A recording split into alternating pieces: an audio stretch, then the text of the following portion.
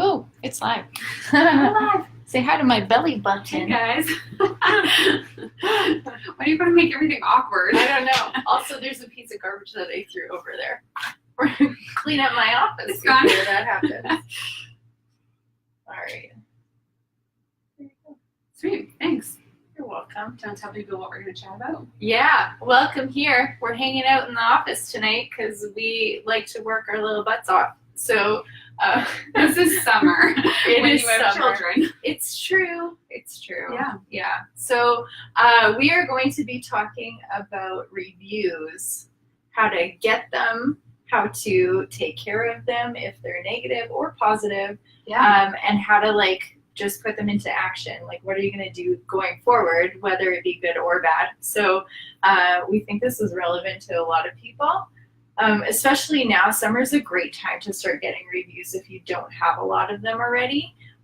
Or before you launch something new in the fall too, it's really good to see where you stand currently and Yes. then going forward, implementing that. How can you better yourself going into the fall? So Definitely. And I think when people are checking out your fall services and what you have coming up, they're going to take a look at what other people have said. And so to have current reviews is huge. yes. Not things that are 8-year-old, because it's like, well, a lot can change in a year. Yeah, well, and whether you notice or not, people do check the dates on reviews. And if there Absolutely. isn't anything current, they can start assuming things about you or your company. So Yeah. I think for me, the biggest thing when it comes to reviews, I actually had this happen. I was looking for somewhere local to get my vehicle fixed. And I was looking at the reviews at different places.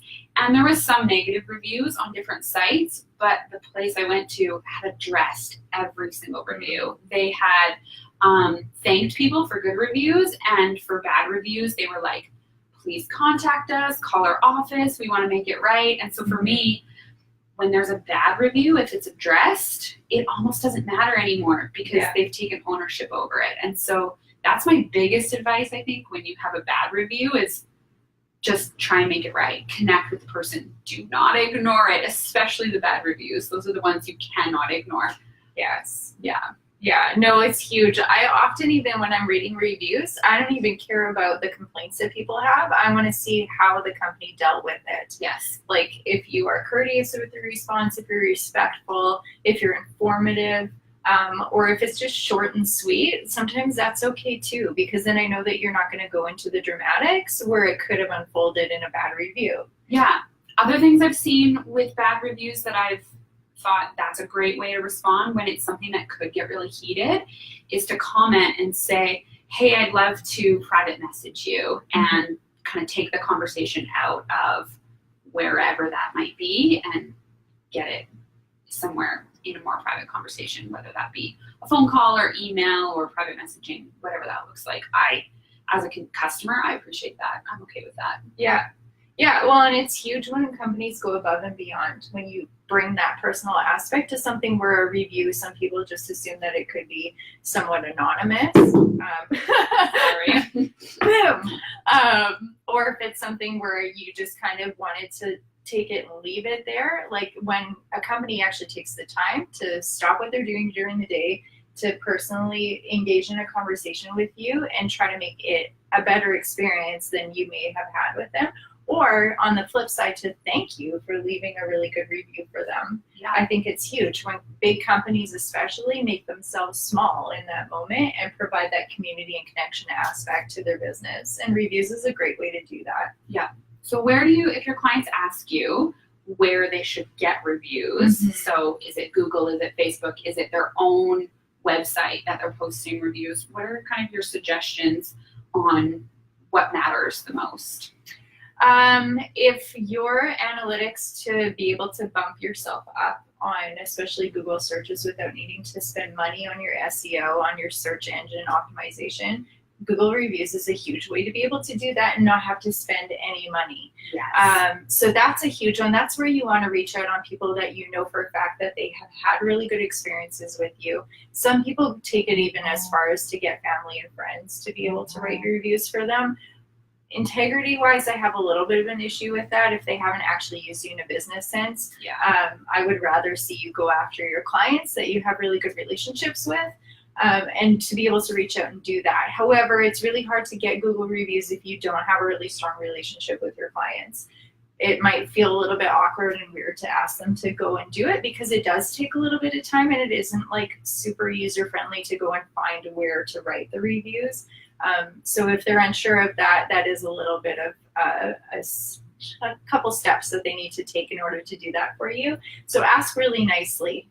However, Facebook is a great way where people that you might not have a really strong connection with, for them to be able to go and write a review very easily. And it's really quick. Like, they don't even have to actually physically write anything. They can just click a star and leave it if they want to. So that's really good for your business. However, the more people write and the more description in the review, no matter where, Google, Facebook, anywhere that they want to leave it, the more descriptive that they are with their experience from start to finish with you, the better it is in bumping it up in your optimization. So whether it be like just word count and interaction, but also from the feedback and the conversation that unfolds underneath it, with other people being able to read it, spend time on it, share it, and even comment on that review themselves. Yeah. So a really important thing when it comes to reviews is, whether it's Google or Facebook, you actually have to enable your Google page, like your Google search, and your Facebook. You have to enable your Facebook page to be able to accept reviews. So before you go ask a bunch of people, make sure those are turned on. And if you need help with that, let us know. But or just Google it. But you do have to turn that on. So that might take a little bit of work to get those set up. It's not too difficult, but don't forget.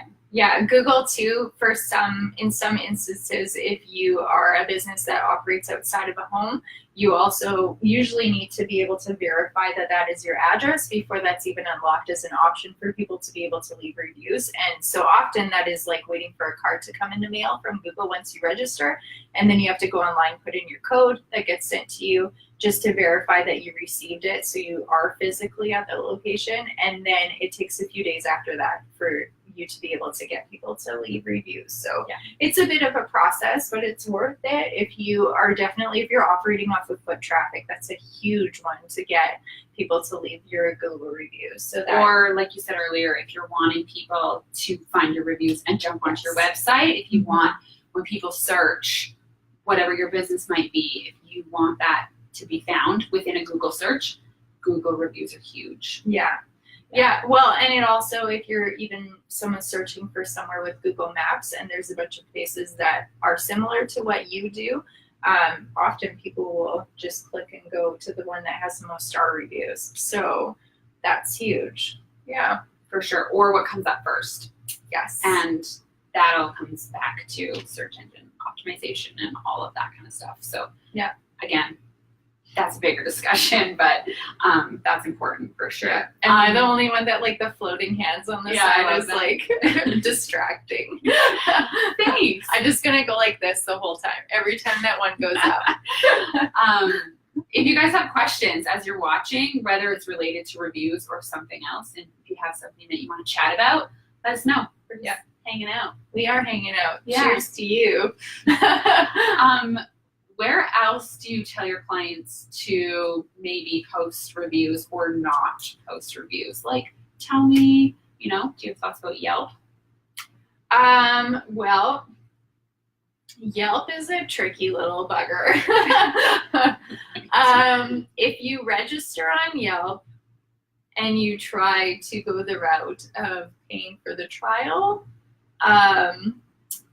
so many people don't shut it off before the trial is over, and then they get really surprise bills sent to them. So make sure you read the fine print for wherever you're registering when it's a review-based system. On your phone. Yeah, set an alarm, or go into your settings on your phone for any subscriptions that you have too, because there's a lot of apps for review generators, and you need to make sure that you uncheck to automatically renew your subscription, because that's just not a surprise that anybody wants, especially when we all want to save up for vacations and all that fun stuff, and those bills rack up really quickly when you don't realize that it's happening in the background. So just be careful with that. Yelp is not my favorite. I feel like Yeah, even just the platform of it, like it just doesn't feel professional to me. Like if anything, I almost feel like icky when I'm looking at businesses on there. And that and the reviews on there, a lot of them are not like genuine. So you need to be careful when you're reading reviews, especially of other companies, because there are a huge amount of businesses that you can just do reviews for hire. So you need to be careful. Yeah, lots of them just aren't genuine. And Yelp is unfortunately one of those places where it's saturated with fake reviews. Yeah. So yeah, just be careful. I wouldn't suggest anybody. I feel like that's just not a reliable thing. It's definitely one that's easy to click into because they send out spam emails all the time. So some people just get fed up and they sign up for it because it looks like it's free, but it'll cost you in the long run. So yeah, I think a huge one for me is sometimes it's just the pay it forward aspect. Like if you have clients and they write a review on yours, go and write a review on theirs, or on your own business page. Like if you had a really good experience with another company, like you scratch their back, they'll scratch yours. So go onto your own business page and write something about that other business that impressed you. That's huge. Yeah, and it builds that relationship, especially if it's in a small community. That's a huge thing to be able to do. So yeah. I'll just say, when you're writing reviews, I feel like it's a given, but maybe not. But just be honest. Don't be mean and harsh, but be honest. Don't lie, because I think they're important. And so, yeah. And check your spelling and grammar. Especially if you're posting as your business. Yeah, or if you're posting on our pages, check your spelling and grammar. We would be so excited to have a review with proper grammar and spelling. It's just exciting. And I feel like lots of people like just discredit reviews sometimes when it starts out with a spelling mistake or a typo that's really hard to ignore. There's a lot of us that are just a little OCD about that. And it can be innocent. I mean, you mistyped it, but just before you hit enter. Yeah, just do a double check. Yeah. Yeah. What about posting kind of things on your own website where you're pulling off? Do you do that for clients? Like, and what kind of clients would that be a good fit for? Like for putting their reviews on my website? Not necessarily on yours, but theirs. Mm-hmm. So they got a review emailed to them, or like having a review section on their page. If you are a very personal business, I think that's great. It speaks into, well, even if you're not a personal based business, it speaks into that you actually care about the relationship with your clients, no matter who you are. I think it's huge when people can see that not only are you getting paid by them, but you're also investing into them back. So that's a huge one. If somebody sends you a review and it speaks to your character, it speaks to your integrity, it speaks to your passion towards your business, there's nothing that can hinder you in posting that onto your website. So yeah, I think that's huge. Like honestly, I would stick it like right on the forefront of your website. I think that's a great place to put it, or just have a reviews tab even in the top corner. Like it's just not something that you can go wrong including into your Facebook or your website or anywhere. That just made me think too, when you are relationship based and you have a customer or client who expresses face to face with you, like, thank you so much, and they're so appreciative of the work that you've done for them, don't be afraid to ask them to submit a review, whether it's emailing you or asking if you can take a piece of their conversation. But I always love when people write it themselves because it's more genuine. And just ask them to go and post on Google or Facebook, or to email you a review that you can put on your website, because they want to, they just don't think of it. And so if they're going to express to you to your face about how much they appreciate you, ask them. I think we forget and then we take it for granted and we miss those opportunities. Or we feel stupid asking people. Yeah. Sometimes you just got to put that aside and just tell them it would mean a lot to me to have some feedback on how I'm doing or how your experience was, and just Take your it. pride Just aside. take it. Yes. Yeah. Exactly. Yeah, I think it's good. You do need to keep in mind that legally, if somebody leaves a review on your Facebook, you can't just rip it off and put it onto your website. You have to ask the person, just with privacy laws, like by them submitting it onto Facebook, that's them saying that it's okay for them because they posted it themselves. But if you take it, their words and their name, and post it onto your website, that's something you do need permission for. So make sure that you respect the person, and just out of honor, you need to ask them. Otherwise, you don't want that awkward situation where they pull you aside and say, "Hey, those words I wrote on your Facebook, do you want to take them off your website?" Like, that's just, yeah. You need to make sure that they are aware and that they have consented to that being posted in other places other than just where they posted it. So no one needs a surprise. So yeah. So what kind of language do you use or not use when you're responding to reviews, whether they're on Google or Facebook, wherever? Do you have things that you're like, just stay away from this? So no matter what review you have, you always should be responding to it. So whether it be good or mediocre or really bad, you should still be addressing it. Don't just go bury your head in the sand. That's the worst thing that you can do. So if it's good, that's a huge opportunity for you to show the personal aspect of your company. So that's where you can be funny, you can be lighthearted, you can thank people genuinely, and that only increases their experience with your company. And I think in that, I always try to relate it back to that person, so they're going to know that they're known, and it's not this, even if you are a big company, maybe the person who's responding to the review, maybe you don't know that person personally, but as a customer, it is a personal relationship. And so I'm really careful about wording it in a way that you're honoring that and really thanking them by name and saying something meaningful that they're going to understand that that's about them or whatever that might be. So I think just making sure that it is personal and not just a really generic or just thanks so much or a thumbs up. Like, I always try and comment more than that. If reviews are mediocre, they could go good or bad, and you're not really sure where the person is, that's a huge opportunity to be able to open up that the conversation a little bit further, whether it be right there, which that's a risk that's on you to take. If you feel comfortable with your wording and language and that you can spin it in a way that it goes towards the positive, by all means. It's actually really good for other customers to be able to see that unfold and how you handle it. It's like, well, you, even as a parent, you don't do your kids any services by never fighting in front of them. It doesn't teach them how to have arguments well, right? So not fighting, whatever, disagreements. So kids need to learn, and it's kind of the same model when you take that aspect and you bring it to your business or your company.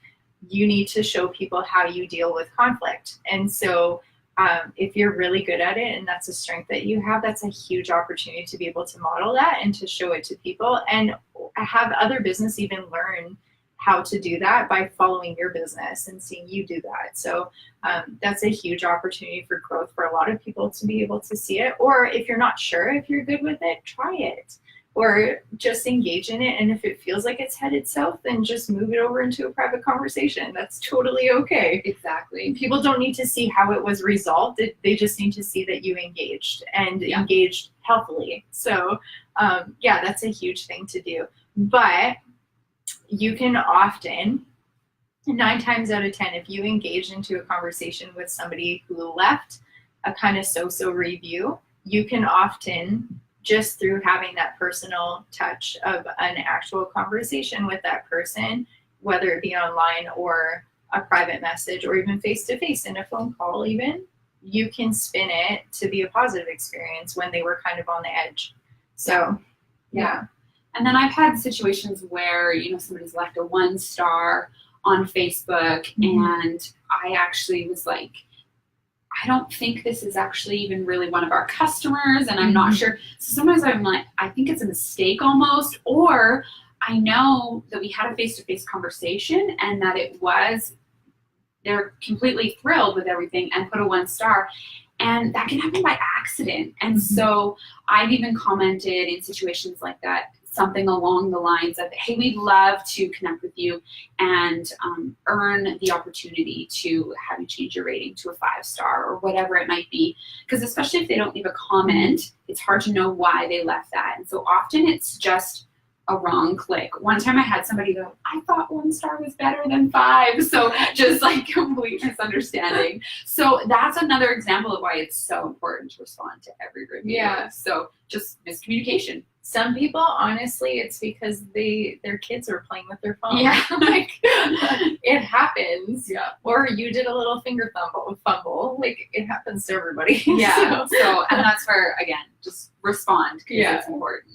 I'm the chronic person who accidentally puts like the mad face on people's statuses and then realize that my thumb slipped. So I misread in many situations. That's so funny. Yeah. I think there's edit. Yeah. Well, it's because my thumbs are just too fat for an iPhone. I don't know. Too funny. Yeah. I don't know that I have anything else tons to add regarding reviews. Can you guys think of anything? Does anyone have any other questions about that specifically? I don't know. We're just gonna sip our coffee. Yeah. Oh man. Awkward silence. It is awkward. It's quiet in here. So quiet. There's nobody here. There might be like a Scotch cabinet downstairs, so we were contemplating taking advantage of nobody being here. Not really. I think that's gross, but not really. And I would get in trouble from the boys downstairs. I've enjoyed my coffee. So well, thank you all for joining us. Yeah. Cool. Well, you can submit your questions. We haven't been doing Facebook Lives very often. It's been a little busy over here. But it's nice to chat every once in a while. Thanks for joining us and breaking up our work night. Yeah. Maybe we should get some more work done. Yeah, maybe. All right, back to work, because all our clients are probably watching and wondering why we're not working. Yeah. All right. Okay. Have a good good night. night.